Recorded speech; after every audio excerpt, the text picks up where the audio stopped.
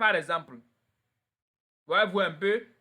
Et la clause de la non-concurrence ne peut pas limiter dans le... En fait, ne peut pas dire que l'employé ne peut pas faire la même activité de manière illimitée.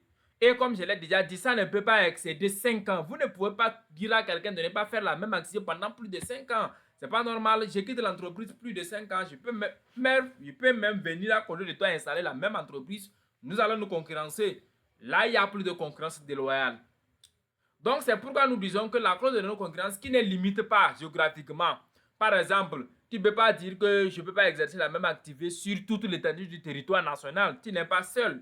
Ce n'est pas toi seul qui doit faire chose. On doit être concurrent. Donc, tu ne peux pas m'interdire dans le contrat de ne pas faire la même activité sur toute l'étendue du territoire. Non. Normalement, c'est dans la même situation géographique. Et quand par exemple, je crois que c'est 50 km². Maintenant, par rapport au temps, maximal, c'est 5 ans. Mais dans la pratique, ce qui est retenu, c'est 3 ans.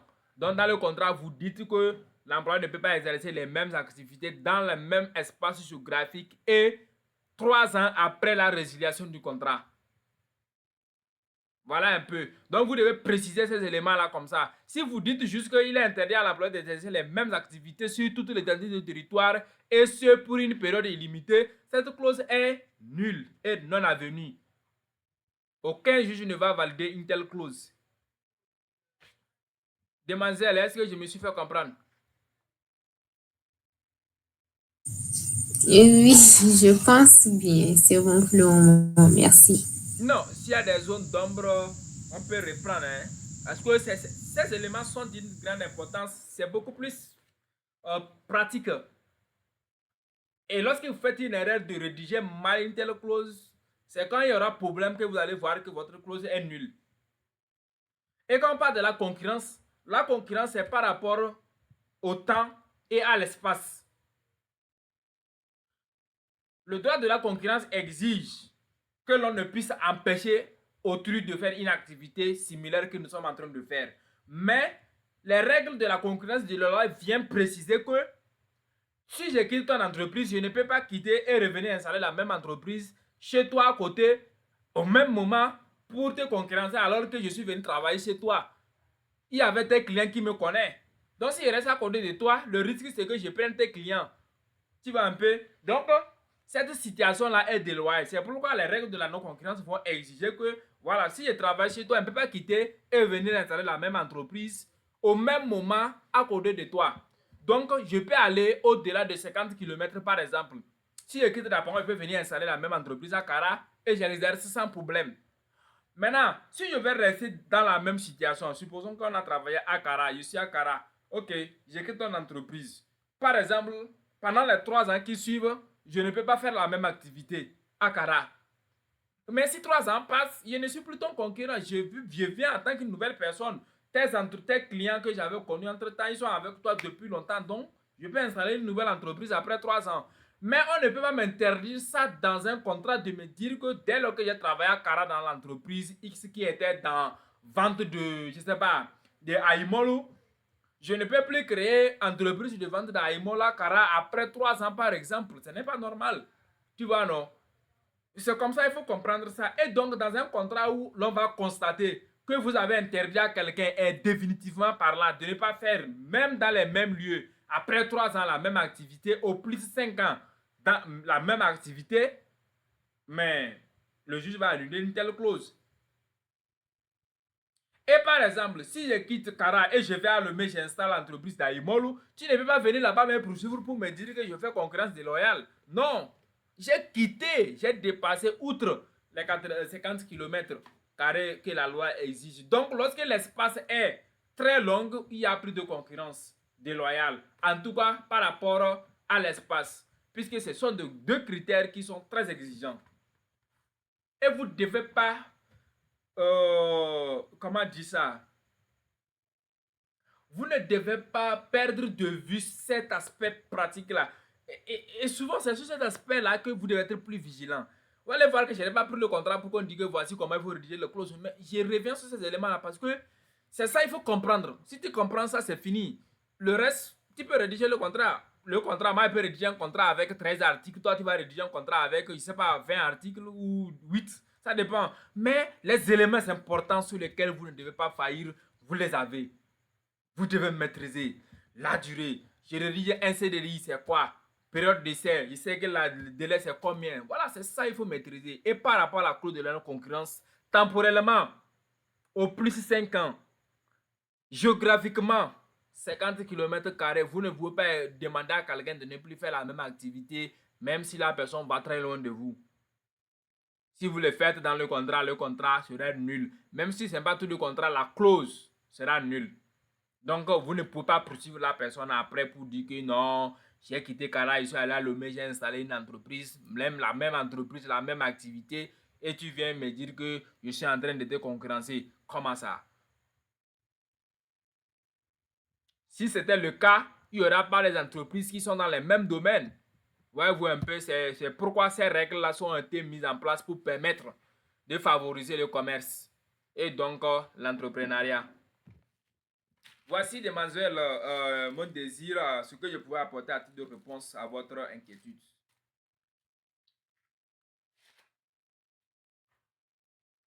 D'autres questions?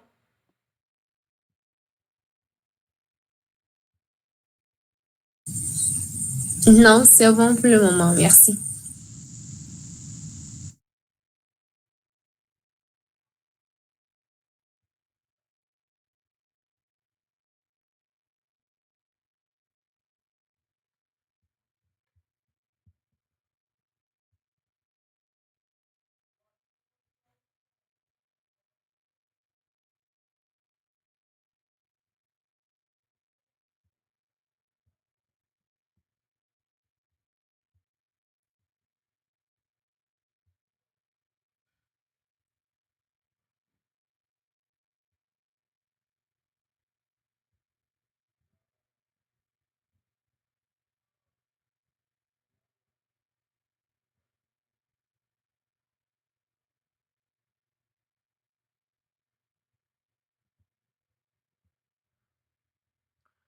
Très bien. Donc, nous allons voir très vite quelques éléments et quelques clauses, donc, justement, d'un contrat de travail.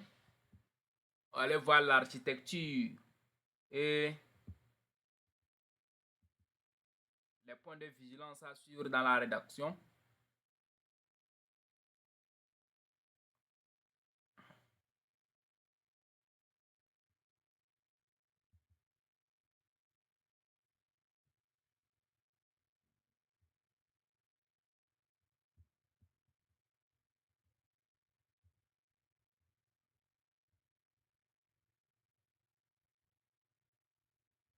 Est-ce que les glossières que nous avons mis à votre disposition, les 50 termes juridiques à maîtriser avant toute rédaction contractuelle, est-ce que vous les lisez?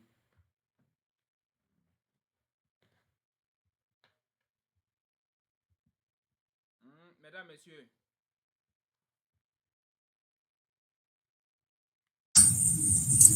Le temps manquait. Elle est là.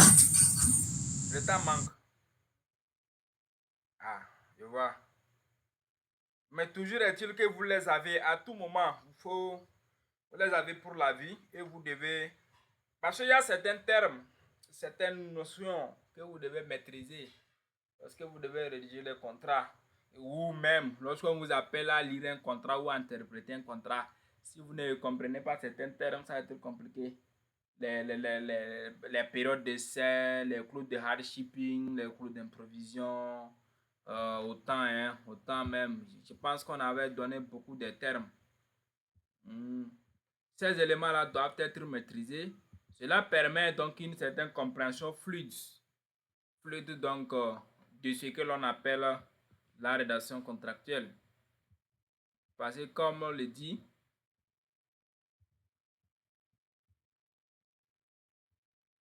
on ne peut se mettre dans un environnement où on n'a jamais mis les pieds.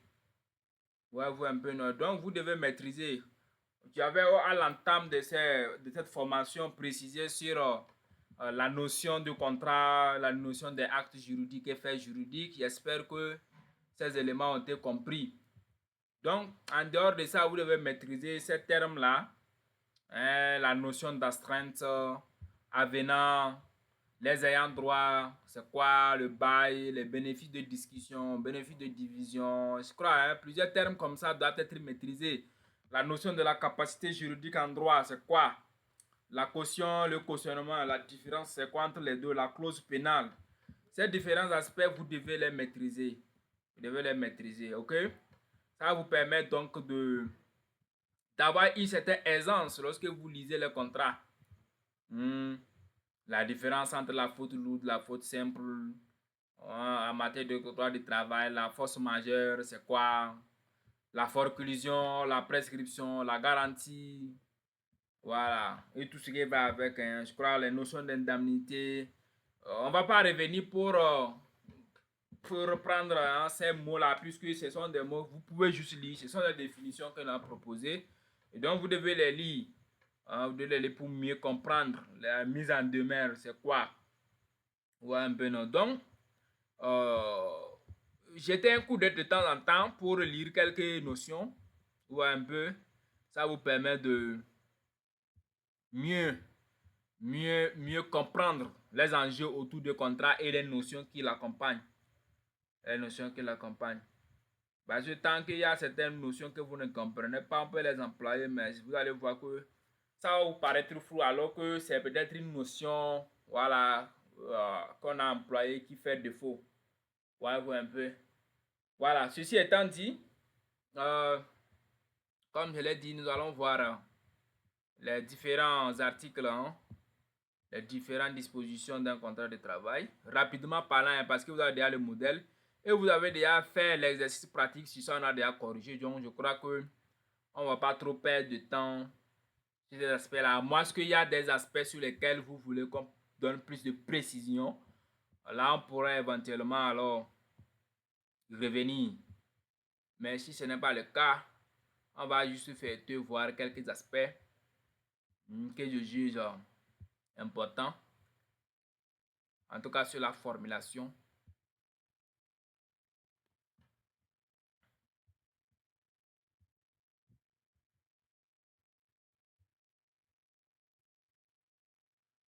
Donc, par rapport à la structure, je pense que par rapport à l'identification, hein, il n'y a plus de problème maintenant par rapport à l'identification.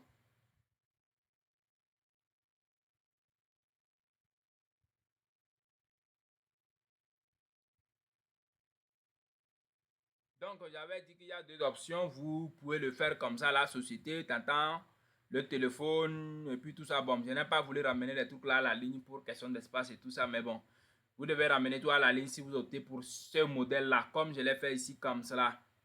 Ouais, un peu non. Le nom, data, nationalité, profession, résidence et tout ce qui va avec.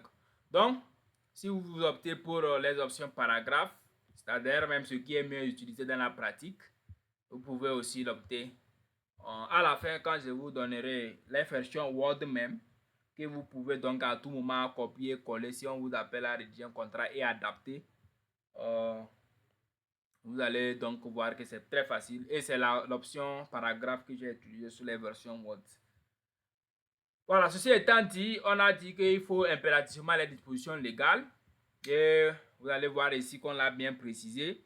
Le présent contrat est régi, donc voyez-vous un peu par donc, la loi numéro 2021-21, donc 18 juin 2021 portant code de travail.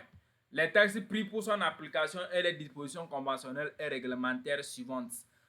Celles de la convention collective interprofessionnelle, règlement intérieur et les clauses ci-après. Voyez-vous, cet élément est très important. Quand vous allez finir de préciser les textes, vous devez montrer que en dehors de ces textes-là, les textes qui sont applicables à votre relation d'affaires sont les clauses qui suivent dans le contrat là. Donc cet aspect-là, vous ne devez pas les négliger.